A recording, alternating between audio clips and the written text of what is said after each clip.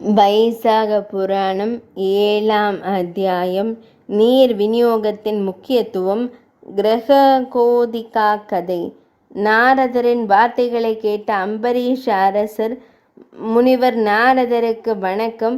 வைசாக மாதத்தின் தனிச்சிறப்பை விளக்கிய உங்களுக்கு நான் நன்றி கூறுகிறேன். வைசாக மாதத்தின் தனிச்சிறப்பு மேலும் விளக்கப்பட வேண்டும் என்று கூறினார். அப்போது நாரத முனிவர் கூறினார், அரசர்களின் அரசரே கேளுங்கள். வைசாக மாதத்தில் சாலையில் அடைக்கப்பட்டவர்களுக்கு தண்ணீர் கொடுத்தவரே எல்லா மாத விரதங்களிலும் சிறந்தவர். அவர்கள் மிருகமாகவோ பறவையாகவோ பிறக்க மாட்டார்கள். இந்த விஷயத்தில் ஒரு பிராமணரிடம் நடந்த உரையாடலை கேளுங்கள். இந்த கதை ஒரு ஆச்சரியம். இந்த கதை வைசாக மாத தானத்தின் மகிமைக்கு தர்க்க ரீதியான உதாரணம்.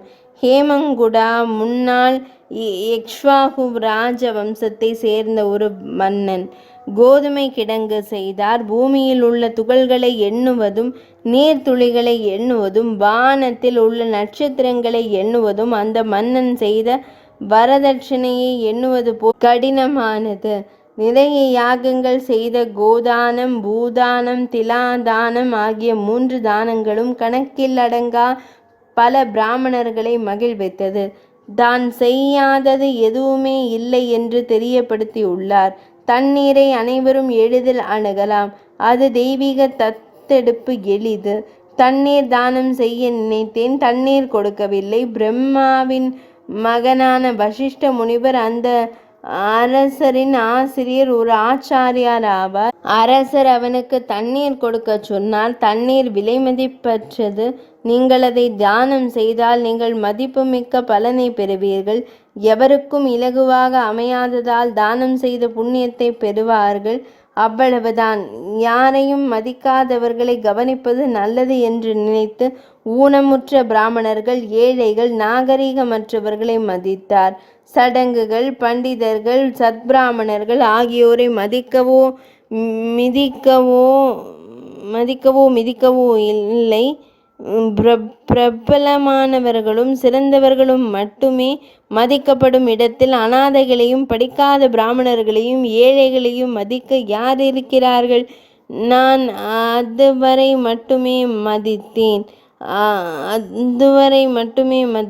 இதன் மூலம் ஆதரவற்றோருக்கு மட்டுமே அன்னதானம் வழங்கப்பட்டது. ஆதரவற்றோரை மட்டுமே மதித்ததால் தான் இப்படி நடந்தது.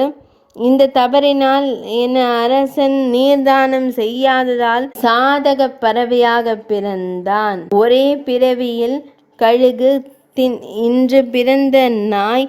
மறுபுறம் நாட்டின் மற்ற பகுதிகளை ஆண்ட ஸ்ருதகீர்த்தி அரசர் சுவரில் பல்லியாக பிறந்தார். ஹேமங்கட மகாராஜர் பூச்சிகளை தின்று பல்லியாகவே தனது வாழ்க்கையை கழித்தார். 87 வருடங்கள் இப்படித்தான் இருந்தது. மிதிலா தேச அரண்மனைக்கு ஸ்ருததேவ மகம் பயணம் செய்து களைத்து மதியம் வந்தது. மகாராஜர் ஸ்ருதகீர்த்தி உற்சாகத்துடன் அந்த முனிவரின் முன் சென்று மரியாதையுடன் வீட்டிற்கு அழைத்து வந்தான். மறுபக்கம் முனிவரிடனும் அவரை வணங்கி அவரது பாதங்களை அலம்பி அந்த நீரை அவர் தலையில் புரோக்ஷணம் செய்தார். அதுபோல் பொழியும் போது தலையில் பொழிந்த நீர்த்துளிகள் சுவரில் இருந்த பல்லியின் மீது தெய்வீகமாக விழுந்தன. அந்த புனித நீரை தொட்டவுடனே அந்த பல்லிக்கு முந்தைய பிறவி நினைவு வந்து தன் தவறை அறிந்து வருந்தியது. என்னை காப்பாற்றுங்கள் என்று ஒரு மனிதனைப் போல் அந்த பல்லி அந்த முனிவரிடம் பிரார்த்தனை செய்தார். முனி பல்லியின் வார்த்தைகளால் வியந்தவது, அன்றைய நாளுக்காக புலம்புகிறீர்கள். தாமோஸ் சந்திக்கு என்ன செய்தாய்? ஏன் இப்படி கத்துகிறீர்கள்? நீங்கள் ஒரு தெய்வமா, அரசனா அல்லது பிராமணரா? யார் நீ? தேசத்தில் கிடைத்ததால் சொல்லுங்கள், நான் உங்களுக்கு உதவுகிறேன் என்று கேட்டேன். தேவனின் வார்த்தைகளை கேட்ட ஹேமாங்கத மகாராஜர், மகாத்மா பல்லி வடிவில் இருக்கிறார். நான் இக்ஷ்வாகு குலத்தில் பிறந்த ஹேமாங்கதன். வேத சாஸ்திரம் விஷயமல்ல. பூமியில் உள்ள எண்ணிலடங்கா உயிரினங்கள் தண்ணீரில் எத்தனை துளிகள், வானத்தில் எத்தனை நட்சத்திரங்கள் என அனைத்து பசுக்களையும் தானம் செய்துள்ளேன். நான் எல்லா யாகங்களையும் செய்தேன். குளங்கள் முதியவரை தோண்டி எடுத்தன. எல்லா விதமான நன்கொடைகளையும் செய்தான். நீதியின்படி ராஜ்யத்தை செய்தேன். எத்தனை புண்ணியம் செய்தேன். ராஜ்யத்தை நல்முறையில் ஆண்டு வந்தேன். 36 சடக பறவை, கழுகு, நாய், தற்சமயம் அந்த பிறவிகளிலிருந்து மீண்டு வந்தேன். இந்த மன்னன் உனது பாதங்களை அலம்பிய புனித நீரை அவர் மீது பொழிந்தபோது சிலர் நீர்த்துளிகள் என் முந்தைய வாழ்க்கையை நினைவுபடுத்தியது. என் பாவம் எடை போடுவது போல் நீடிக்கிறது. அதனால் இன்னும் 7 மகள்களுக்கு பள்ளியாக பிறக்க வேண்டும் என்று நினைத்து கொண்டிருக்கிறேன். ஜென்ம பரம்பரையேட்டு பள்ளியாக நீங்கிவிடுமோ என்று அஞ்சுகிறேன். நான் செய்த பாவங்கள் எனக்காக பிறக்கவில்லை. என் பிறப்பிற்கு காரணமான பாவத்தையும் பாவம் போகாத வழியையும் சொல்ல முயல்கிறேன் என்று வேண்டிக் கொண்டார். ஸ்ருததேவ மகாமுனிவர் ஹேமாங்கதனின் வார்த்தைகளை அவரது தெய்வீக பார்வையால் கவனித்து, நான் அதை செய்தேன் அரசன். நீ மகாவிஷ்ணுவிற்கு பிரியமான வைசாக மாதத்தில் நீ யாருக்கும் நீர்தானம் செய்யவில்லை. பொதுமக்களுக்கு தண்ணீர் கிடைக்கிறது, அதை தானம் செய்வது பற்றி என்ன நினைக்கிறீர்கள்? பயணம் செய்து களைத்து போனவர்களுக்கு தண்ணீர் தானம் கூட வழங்கப்படவில்லை. வைசாக மாதம் வரவில்லை. வைசாக மாதத்தில் நீர்தானம் செய்தால் புண்ணியம் பெறலாம். ஹோமம் செய்ய விரும்பாதவர்கள் மந்திர பூதமாகும் நெருப்பில் ஹோமம் செய்ய வேண்டும். அப்படியா? சாம்பலான முனிவரின் ஹோமம் செய்தால் பலன் கிடைக்குமா? அதனால்தான் தகுதியுடையவர்களுக்கு தானம் செய்யாமல் தகுதியற்றவர்களுக்கு அன்னதானம் செய்தீர்கள். எவ்வளவு செய்தாலும் பரவாயில்லை. ஏழைகளுக்கு நீங்கள் கொடுக்கும் தேசம் எந்த பயனும் இல்லை. வைசாக மாதத்தில் உருவாக்கப்படவில்லை. தண்ணீர் தானம் செய்யவில்லை. எத்தனை காலம் வளர்ந்தது. மனம் வீசும் குணங்கள். பலா மரத்தை யார் வளர்க்க மாட்டார்கள்? அத்தி மரத்தால் என்ன பயன்? மரங்களில் பனை மரம் பெருமை வாய்ந்தது. அதனால்தான் இந்த நதி வழிபடப்படுகிறது. துளசியும் மிக்கிலியும் புனிதமானவை. இந்த அரச மரத்தையும் துளசியையும் விட்டுவிட்டு வேறு எந்த மரத்தை வணங்குவீர்கள் நீங்கள்? அத்தி பூஜைகளால் பலன் உண்டா?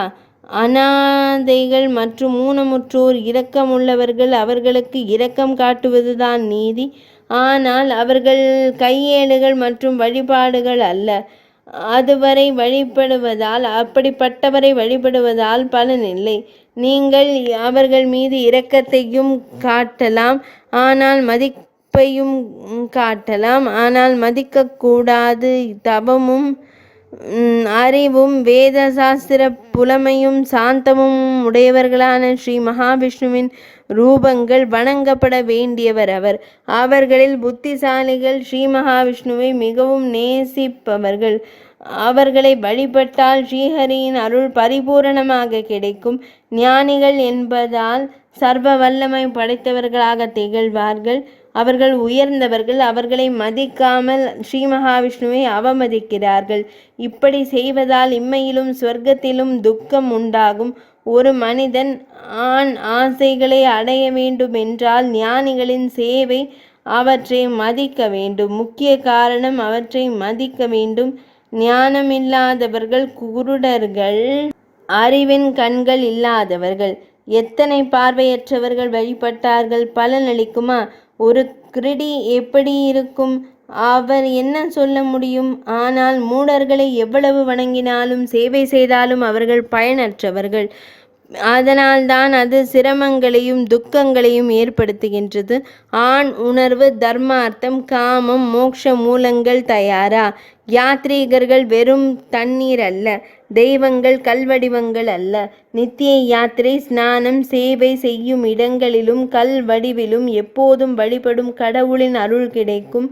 அதனால் ஞானிகளை தரிசனம் செய்யும் அளவிற்கு அவர்கள் மகிழ்ச்சி அடைவார்கள். பலன் தரும். ஏனென்றால் ஞானிகள் அவற்றை உண்பதோ அல்லது அவர்களின் அறிவுரைகளை பின்பற்றியோ எந்த துக்கமும் இல்லை. மகிழ்ச்சி என்பது விரும்பப்படுவதால் வரும். பிறப்பு, இறப்பு, முதுமை இவற்றின் முடிவில் பாதிக்கப்படாது அமிர்தம் இருக்கும். ஹேமாங்கத மகாராஜா, வைசாக மாதத்தின் புனிதத்தை நீங்கள் கெடுக்கவில்லை, நேர்தானம் செய்யவில்லை, புத்திசாலிகளுக்கு சேவை செய்யப்படாது. அது ஒரு துரதிர்ஷ்டமாகும். இந்த வைசாக மாத சுழற்சியை பின்பற்றி நான் அடைந்த சில புண்ணியங்களை உங்களுக்கு தருகிறேன். இதன் மூலம் துன்பத்தை தணிக்க நீங்கள் எதிர்காலத்தில் உங்கள் பாவங்களை அகற்றி அவற்றின் பலனை இழந்து வெற்றியை அனுபவிக்கலாம். ஸ்ருததேவ மகாமணியின் நீரை தொட்டு ஹேமாங்கத மகாராஜன் என்ற பள்ளியை தொட்டதால் வைசாக மாத விரதத்தில் சில நாட்கள் செய்த புண்ணியத்தை நான் செய்தேன். அந்த புண்ணியத்தை பெற்றவுடன் ஹேமாங்கத மகாராஜர் பள்ளி வடிவத்தை விட்டுவிட்டு தெய்வீக ரூபத்தை பெற்றார். ஸ்ருதகீர்த்தி மகாராஜரிடம் பணிந்தார். ஸ்ரத்தா தேவ மகாத்மா அவர்களின் இன்பத்துடன் ஸ்ரீஹரி அனுப்பிய திவ்ய விமானம் புண்ணிய லோகங்களுக்கு சென்றது. எல்லா தேவிகளுக்கும் ஹேமாங்கத மகாராஜரின் அதிர்ஷ்டம் போல ஹேமாங்கதன் 10,000 ஆண்டுகள் புனித உலகில் இருந்தார். தெய்வீக இன்பங்களை அனுபவித்தார். மறுபுறம் ஸ்ருத மகாராஜா பிரம்ம யக்ஷஸ்வ குலத்தில் பிறந்தார். 7 தீவுகள் கொண்ட நிலம் நல்லவர்களாலும் ஞானிகளாலும் ஆளப்பட்டது. அங்கனம் பெற்று ஸ்ரீ மகாவிஷ்ணு இந்துவிற்கு நண்பரானார். குலகுருவான வசிஷ்ட முனிவரிடத்தில் ஆலோசனையை பின்பற்றினார். வைசாக மாதம் முழுமையாக நடைமுறையில் இருந்தது. அதனால்தான் பக்தியுடன் செய்ய வேண்டிய அனைத்து தான தர்மங்களையும் பக்தர்களுடன் செய்துவிட்டேன். நான் எல்லா பாவங்களையும் இழந்துவிட்டேன். தெய்வீக ஞானம் எனக்கு கொடுத்தது. ஸ்ரீ மகாவிஷ்ணுவின் ஆயுதம் கைவிட்டது. வைசாக மாத விரதம் அனைத்து பாவங்களையும் போக்கும். எல்லையற்ற புனித இடம். ஒவ்வொரு மனிதனும் வைசாக மாத விரதம் முடிக்கும் தான தர்மத்தை பின்பற்றி நடக்க வேண்டும் என்று நாரத முனிவர் வைசாக மாதத்தின் விரதத்தின் தனித்துவத்தை அம்பரீஷ முனிவருக்கு விளக்கி குடும்பம் முழுவதையும் விளக்கலானார். 7வது அத்தியாயம் நிறைவடைந்தது.